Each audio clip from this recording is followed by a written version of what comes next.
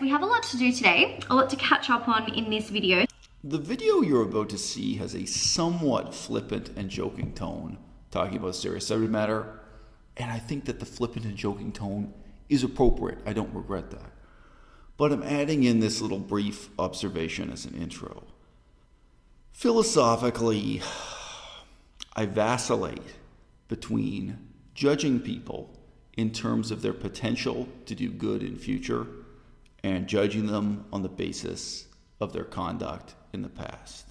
I couldn't decide between sweet or savory, so I went for a little bit of both. I just have an egg with some avocado and some mushroom, and then also some peanut butter on toast.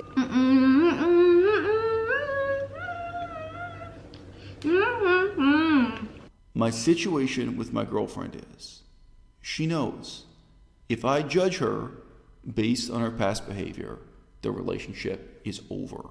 And it's not just over now. It should have ended a long time ago. There were a series of situations. Just give one real briefly. Situation before we moved to Vancouver. So we were in Victoria and we had already paid the money in advance I rented an Airbnb in Vancouver. We were enrolled in classes there. So we both put money in the game. We both paid for tuition and this apartment and stuff. And I remember saying to her at that point, look, your behavior has been so terrible. And I know I'm keeping it vague, guys. This is the internet. Sometimes it's appropriate to be vague. So look, you know, I would have already broken up with you here and now in Victoria. But because we're committed to tuition and renting that apartment, I've got to give you another chance. I have no choice.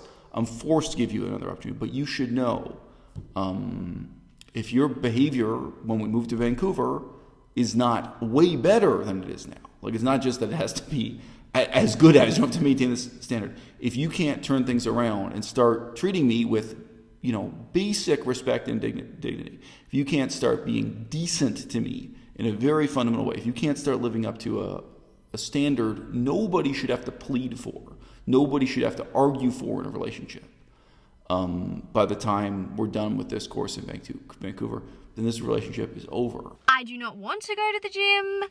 I don't feel like going to the gym, but I'm going to the gym because sometimes you just gotta go. So I decided to go with the Cloud9 because I've heard so many good things about it, and so far I've been really impressed. So again, the rest of this video is a little bit flippant, it's a little bit jokey, but obviously it's a matter that's very serious for the two of us. Human relationships, loving relationships, are very fundamentally different than the relationship between an employer and employee, or say the organizer of a political movement and the people, adherents to that political movement. It's very easy when you have the detachment of a professional setting to say to someone, look, you made this mistake in the past, but I'm going to assume you learned from that mistake, and when I'm looking ahead, I can see your potential to do good in the future, and I can judge you accordingly. I can judge you according to your potential to do better, to do something positive. It's very hard to judge your own father that way. Very hard to reconcile with your estranged father and say, I'm going to set aside like 20 years of bad experiences with you and imagine that you can do better. And of course, one of the reasons for that is the depth of personal knowledge, the depth of the judgment is so much more profound. And the reality is, the extent to which I knew my father, I knew just how little he'd be able to change his behavior. I knew how little potential there was for him to do better. And I was right. International, UN level or whatever, recognition that ownership of these objects is in fact global, that stewardship of them may be in various places. The loving relationships we have in our lives, very often what we're asking people to do is so simple. I've had to say this to Melissa many times. I've had to say to her, look, I'm not in the position of asking an alcoholic to quit drinking alcohol. I'm not in the position of asking a gambler to quit gambling, but what I'm asking from you is so simple and so fundamental. But the question is, can you do it or not? Melissa has done a lot of things that hurt me. She's done a lot of things that deprive me of my really most basic, most integral sense of dignity. At a time in my life when I was already in a crisis, when, to put it this way, I didn't have a lot of sources of self-esteem. During the last trip we made to France together, she really disrespected me. She really hurt me. And on one occasion, she did it in front of my daughter. And up to that point, I'd always been able to say, well, Melissa has a lot of bad behavior. Melissa's done a lot of things that hurt me, but she's never done it in front of my daughter. In fact, there was one exception, kind of story. But I was always able to say, okay, Melissa at least knows, at least I can give her credit for this, that she knows, to treat me with a certain kind of dignity, when my daughter's around. And when she crossed that line, it broke my heart. It broke my heart, even though my heart had already been broken so many times, even though I'd already given up on this relationship before, even though I'd already said to her, if you can't reach this minimum standard, this relationship can't continue. So it's with that much more somber, warning in mind that I'm now going to press play and show you what I recorded before, because the decision I made, despite all that suffering, and despite, frankly, very, very little effort from Melissa to make things better or address those problems or move on. So I'm allowed to have an opinion. It's not that she made no effort, but it's really not enough. It's really been too little, too late.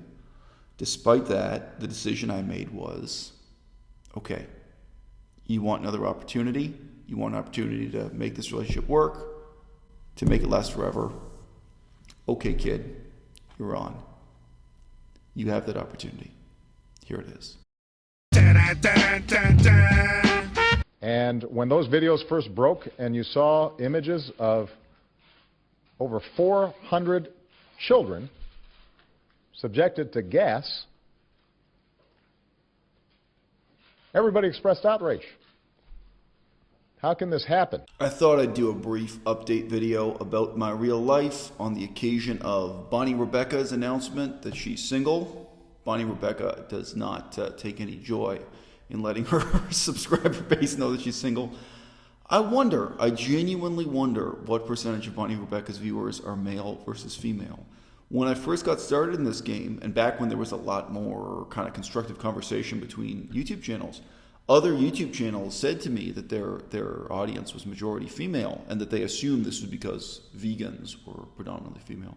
And I'd always write back saying, no, my viewership is majority male. It was normally a pretty close split. It would be like 54% male, something like that. 55 versus 45, something around that number. But the other YouTube channels I talked to back in those days, they were always really surprised. They'd say, whoa, well, my channel, it's overwhelmingly majority female viewers, and all the other channels I know that I've talked to about this is majority female viewers. I felt a little bit of a positive sense of pride, a sense of distinction, that maybe the more hard-edged, moralizing content I was making appealed to a male audience as opposed to a female audience.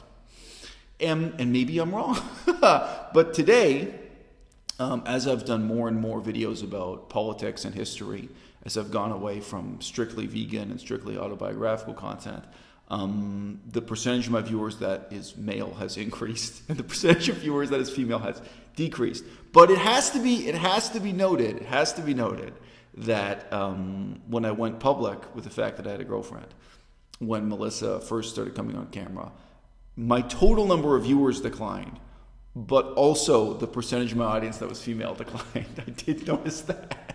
Something like a 10% drop. About 10% of the female audience disappeared when I was no longer single. So anyway, my situation is very different from Bonny Rebecca's situation, although I'm sure profoundly the same. My situation with Melissa lately has really just been reiterating things she already knew. She begged me in the past for another chance. This happened at a few different, junctures. She said, please give her a chance to make the relationship right, to make it work. forever.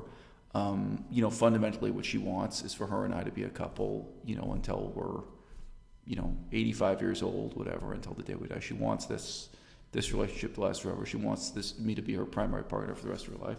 And I understand that and respect that. And of course, we have a lot of things in common. We have a lot of common ground to build that kind of relationship on and to sustain the relationship we've already got. However, it's also true that this relationship went up to a breaking point and went past a breaking point repeatedly because of bad behavior, on her end. And, all I've done lately is just reiterate to her, look, you asked for another chance, so I gave you another chance. And I can't say it's a second chance. I don't know if it's the fifth chance or the eighth chance or what now, because this is something we've been through repeatedly. But, the home I'm currently living in, where I am now in Taiwan, I said, look, I committed to this for 1 year to give you one more chance. And this is it. Now, we've had a bunch of unexpected obstacles come in our life since that decision was made. And we may have more. I mean, I have no idea at any given time what my lawyer is going to tell me. I have no idea. In theory, something could come up in my job situation that forced me to okay. I doubt it. Just be honest. Both those, I doubt it. I think I'm going to be here for 1 year in this same apartment with that same picture of fruit in the wall and going to the same job. I think this will last for 12 months. But, the main thing I've had to say to my girlfriend is, look, you asked for a chance to make it work. Well, this is it. Now, my girlfriend, she's not unusual this way. People tend to take these observations and latch onto them as if they indicate something really exotic or unusual psychologically. I think she's quite a normal person in this respect. But she does have a little bit of the mentality of kind of give her an inch and she'll take a mile. Both now and in the past, when we've come back from the brink of breaking up and I've given her another chance, she has often wanted to leap ahead several stages or leap ahead by several chapters in the book. Like just a couple days ago, she was really bullying me to get legally married to her. I don't even mean bullying in a bad way, but she was really saying look, this is our situation. I need you to commit. I need you to get, legally married to me.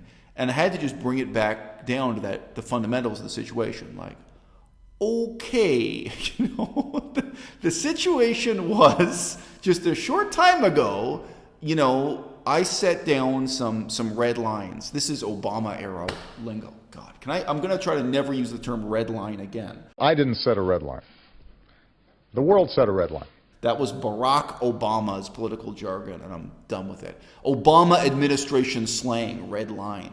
But anyway, I can remember, I said, look, at this stage of this, I set down a red line and said, if this doesn't work, if you cross this red line, then the relationship is over and breaking up.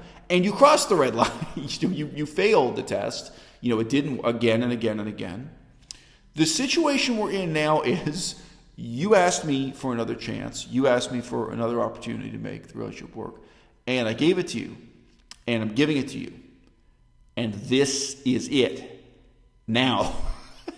And you're not going to get another chance. A year, 12 months is a long time. And I'm sincerely committed to that. It's not like a cynical thing. It's not like I'm doing this and I'm sabotaging her or I want her to fail. It's not like that at all. But, I think that is normal in human behavior. It's like if somebody just barely gets their driver's license back and then they want a sports car that's going to go way faster than the car they've already got. Wait. You need to prove you can drive this car at all. You need to prove you can be a safe and reliable driver. Melissa has not, heretofore, up to this point, when she's been given another chance to make things right, to get the relationship back on a good footing, she has not really gone back to basics to solve the fundamental problems in the relationship or to do the things that, fundamentally kind of I need her to do, to live up to the expectations I need to live up to, nor has she gone back and addressed and solved the problems in the past that still really damage me today. She has instead tended to kind of look ahead and race ahead to further things on the horizon, like her wanting to get married to me immediately and her wanting to get pregnant and have a baby with me immediately. And I respect that. I really do. It's not just that I'm flattered that someone is in love with me and wants to marry me and have a baby. I really do respect it. It's great. It's wonderful. It's wonderful to be in a relationship with someone who wants you in that way and who wants to be in a long-term relationship with you long-term that way. What is not so wonderful, obviously, is being in the situation of having to remind the person, look, do you not remember just a short time ago, you were weeping and screaming at me, and I sent email to your parents and my parent saying we're now broken up, and we were looking at packing our suitcases and being in separate apartments. And the premise, the basis for reconciliation, the basis for getting back together again and giving you another chance, you have to think through, that was another chance for what? That was another chance in order to do what? Okay, guys, I don't know if some of you can learn something from this video or from my situation, my life as it crumbles, as it folds and unfolds. I did get a lot of really appreciative email and comments in the video, messages from people who really felt they benefited from the last video I made talking about my relationship with Melissa. I think that if I use the standard of what other YouTubers put on this wonderful platform, if I use the standard of what Bonny Rebecca and who are my other contemporaries, if I look around at what those channels are sharing and what anyone has to learn from it, what they can benefit from it, I can say by that low standard, maybe some of you can benefit from this. But I think America also recognizes that if the international community fails to maintain certain norms, standards, laws governing how countries interact and how people are treated, that over time this world becomes less safe. Yeah, I'm trying to think if there's anything else I need to say. I wouldn't expect to see Tim on social media or in any of my videos anytime soon. He still is very much wants nothing to do with it. So that answers your questions about why you'll never see him. That's just like for his own mental health right now. He just like can't deal with social media, which is totally fair enough because it's fucked. Not you guys, don't worry.